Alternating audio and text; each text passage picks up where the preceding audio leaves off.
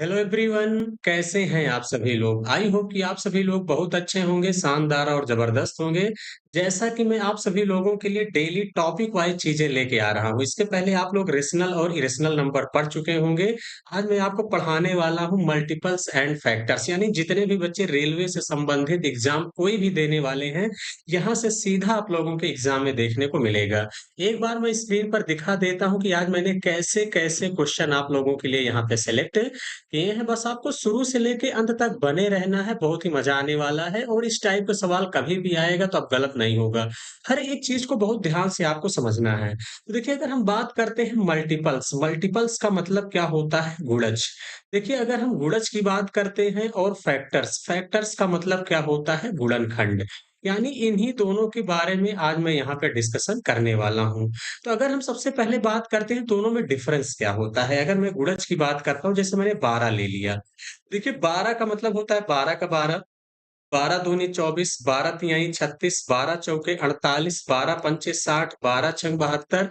यानी ये इसी तरीके से जो आपका गुणज होता है, मल्टीपल्स बढ़ता हुआ चला जाता है। क्लियर है?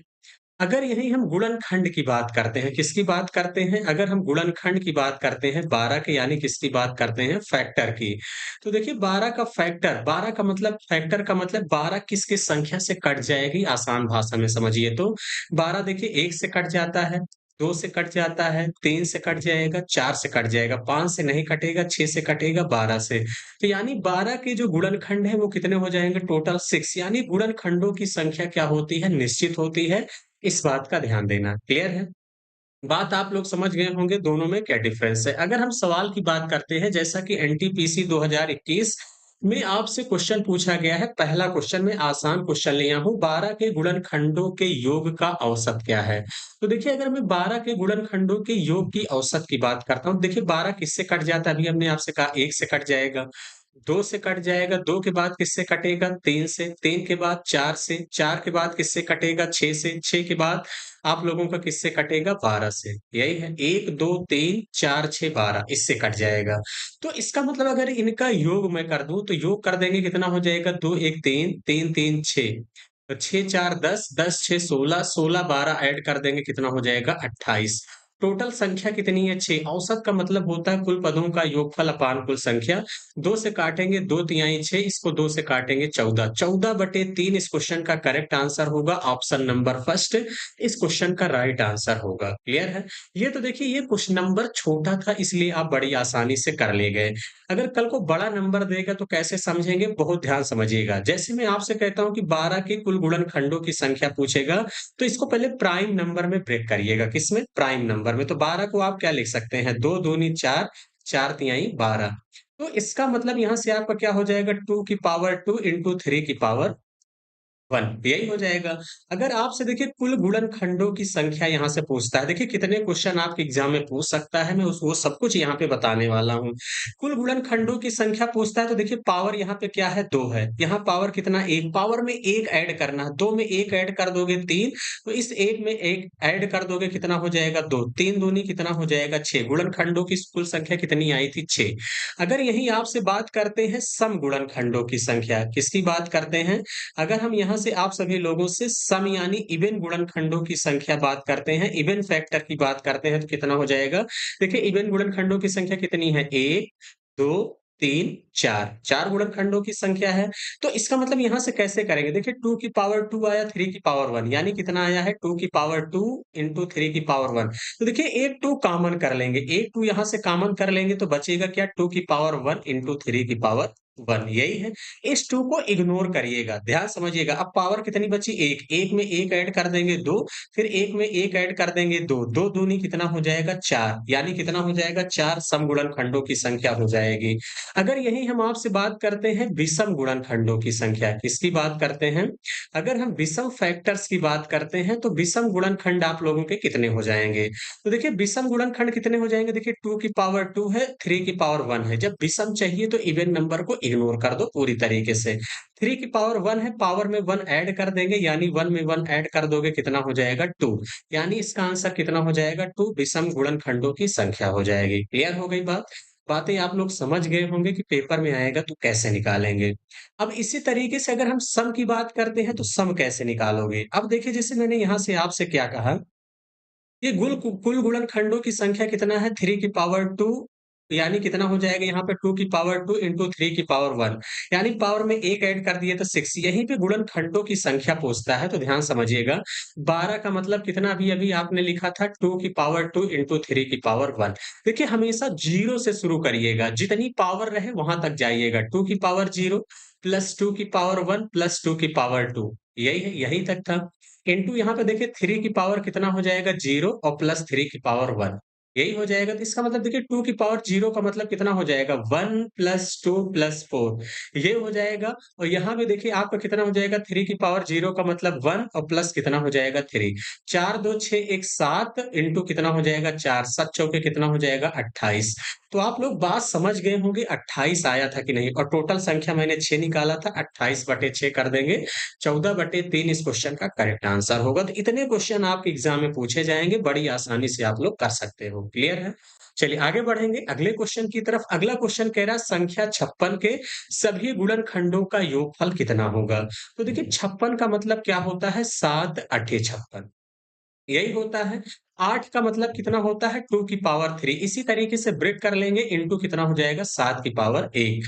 देखिए योगफल पूछा है तो हमने क्या कहा जितनी पावर रहे 0 से शुरू करेंगे। तो देखिए 2 की पावर 0 प्लस कितना हो जाएगा 2 की पावर 1 प्लस 2 की पावर 2 और प्लस कितना हो जाएगा 2 की पावर 3। हो जाएगा कि नहीं? आप लोग कहेंगे हाँ बिल्कुल सर। यहाँ पे देखिए 7 की पावर 0 प्लस 7 की पावर 1 हो जाएगा। क्लियर है? अब देखिए 2 की पावर 0 का मतलब कितना हो जाएगा 1 हो जाएगा, धन 2 हो जाएगा, 2 की पावर 2 का मतलब 4, 2 की पावर 3 का मतलब 8। यही हो जाएगा। आप कहेंगे हाँ बिल्कुल सर, इधर 7 की पावर 0 का मतलब 1, 7 की पावर 1 का मतलब 7। देखिए कितना हो जाएगा 8 4 12, 2 14, 1 15 और 15 गुणे 7 1 8 कर देंगे, 15 अट्ठे कितना हो जाएगा 120। यानी आप लोगों का गुणनखंडों का योगफल कितना हो जाएगा 120। इस क्वेश्चन का करेक्ट आंसर होगा option number B. I hope आप लोग बातें समझ गए होंगे। ऐसा सवाल आएगा तो आसानी से कर लेंगे। चलिए क्वेश्चन नंबर थर्ड आपसे कह रहा है यदि x प्लस 2 और x minus 3 x square plus k1 x plus k2 के गुणनखंड हैं तो आपको k1 और k2 का मान बताना है। तो देखिए ऐसा सवाल आता है तो आपको कुछ करना नहीं है। सबसे बेहतरीन तरीका है कि x प्लस 2 कर देना, x माइनस 3 इसी का मल्टीप्लाई करेंगे तो देखिए x स्क्वायर हो जाएगा, एक बार x स्क्वायर, फिर x का माइनस 3 में कर दोगे तो माइनस का 3x, फिर इसका इसमें मल्टीप्लाई कर दोगे तो प्लस का कितना हो जाएगा 2x, फिर इसका मल्टीप्लाई कर दोगे माइनस का कितना हो जाएगा 6। यानी कितना हो जाएगा x square minus 3x plus 2x कितना हो जाएगा माइनस का x माइनस का 6। अब इसी से कंपैरिजन कर दो, इससे कंपैरिजन कर देंगे तो इसका मतलब k1 बराबर कितना हो जाएगा माइनस का 1। इसका मतलब कुछ नहीं है, आप समझ जाएंगे -1 है। और k2 बराबर कितना हो जाएगा माइनस का 6। -1 -6 कौन सा ऑप्शन दिख रहा है? ऑप्शन नंबर क्या हो जाएगा बी इस क्वेश्चन का करेक्ट आंसर होगा। क्लियर है? आगे बढ़ेंगे अगले क्वेश्चन की तरफ। अगला क्वेश्चन आपसे क्या कह रहा है? क्वेश्चन नंबर 4, 720 के गुणनखंडों की संख्या कितनी है? देखिए अब ऐसा सवाल मैं आपको बता चुका हूं, आसानी से कर लोगे। देखिए एक तरीका है तो जो बच्चे डायरेक्ट नहीं तोड़ सकते हैं एलसीएम मेथड से भी आप लोग तोड़ सकते हो, लेकिन हमको लगता है कि सभी बच्चों को डायरेक्ट तोड़ना आना चाहिए। देखिए 36 दूना 72 होता है 36 गुणे 20। बाकी जिन बच्चों को समस्या हो रही है वो एलसीएम मेथड से भी तोड़ सकते हैं। 2 से काट दोगे 2 तिहाई 6, 2 छंग 12 360, फिर 2 से कट कर दोगे कितना हो जाएगा 180। लेकिन इस तरीके से करोगे तो समय बहुत लगेगा। 2 से कट करोगे 90, फिर 2 से कट करोगे कितना हो जाएगा 45। अब 2 से नहीं कटेगा 3 से काटेंगे तो 15 तिया 45, फिर 3 से काटोगे 3 पछे 15, यही है। तो इसका मतलब कितना बार चला गया 2 की पावर 4। यहाँ पे देखिए आपको कितना हो जाएगा 36 का मतलब 4 9 36, यानी 2 दूनी 4 तिहाई 12 तिहाई 36। 20 का मतलब होता है 4 पंचे 20, यानी 2 दूनी 4 पंचे 20। इस तरीके से करेंगे तो आप डायरेक्ट सोच सकते हैं। देखिए 2 कितनी बार आया 4 बार, यहाँ भी 4 बार आया 2 की पावर 4 इंटू कितना हो जाएगा 3 की पावर 3 2 बार आया और 5 की पावर 1 है। आपसे 720 के गुणनखंडों की संख्या पूछा है, कुल गुणनखंडों की संख्या। देखिए पावर में 1 ऐड करना, 4 में 1 ऐड कर दोगे कितना हो जाएगा 5, 2 में 1 ऐड कर दोगे 3 और 1 में 1 ऐड कर दोगे 2, 5 तिहाई 15 दूनी कितना हो जाएगा 30। 30 इस क्वेश्चन का करेक्ट आंसर होगा। ऑप्शन नंबर बी इस क्वेश्चन का राइट आंसर होगा। क्लियर है? यही कल को सम गुणनखंडों की संख्या पूछता है तो कैसे निकालोगे? सम का पूछेगा तो देखिए आपको क्या दिया है, 2 की पावर 4 कर लेंगे, 3 की पावर 2, 5 की पावर 1। हमने कहा 2 कॉमन कर लो। 2 कॉमन कर लेंगे तो देखिए 2 की पावर 3 इंटू 3 की पावर 2 इंटू 5 की पावर 1 है। इस 2 को इग्नोर करना। 2 कॉमन कर लेंगे ताकि सभी संख्याओं में समाहित हो जाए। अब 3 में 1 ऐड कर दोगे 4, 2 में 1 ऐड कर दोगे 3, 1 में 1 ऐड कर दोगे 2। 4 तिहाई 12 दूनी कितना हो जाएगा? 24। ये 24 क्या हो गया? समगुणनखंडों की संख्या।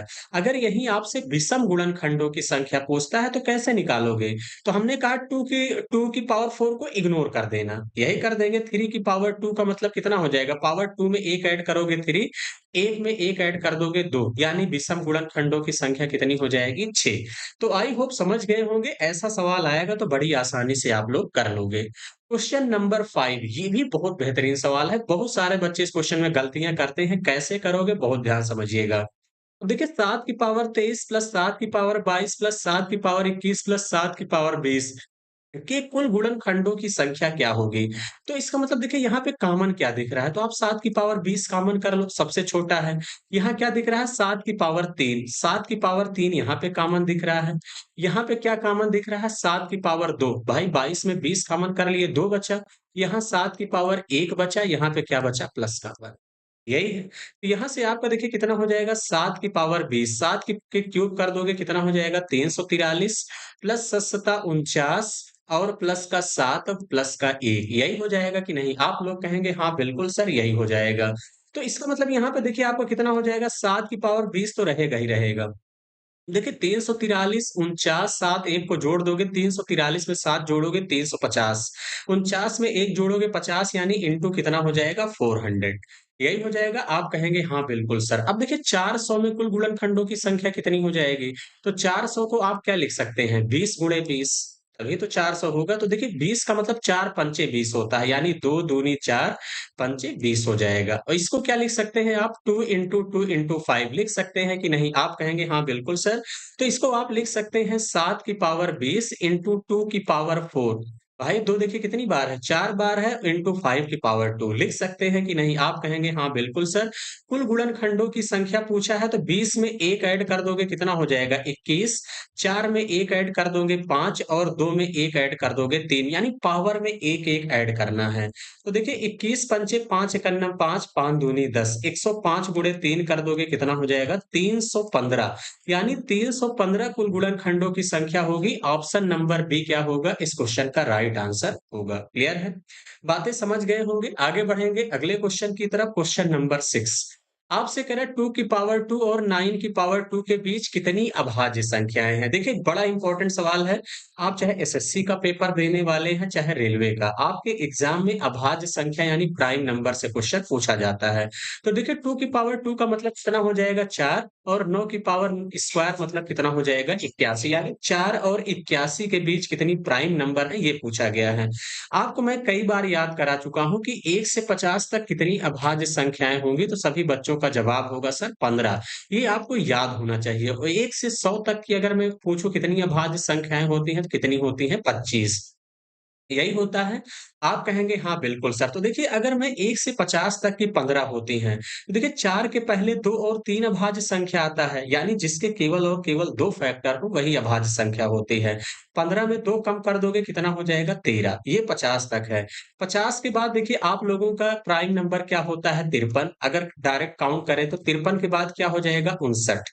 यही होता है। 53 के बाद आप लोगों का क्या हो जाएगा? 59। 59 के बाद देखिए 60, 61, 61 हो जाएगा, फिर 62, 63 नहीं होगा, 64 नहीं होगा, 65, 66, फिर क्या हो जाएगा? 67, 67, 68, 69, 70 नहीं होगा, 71 हो जाएगा।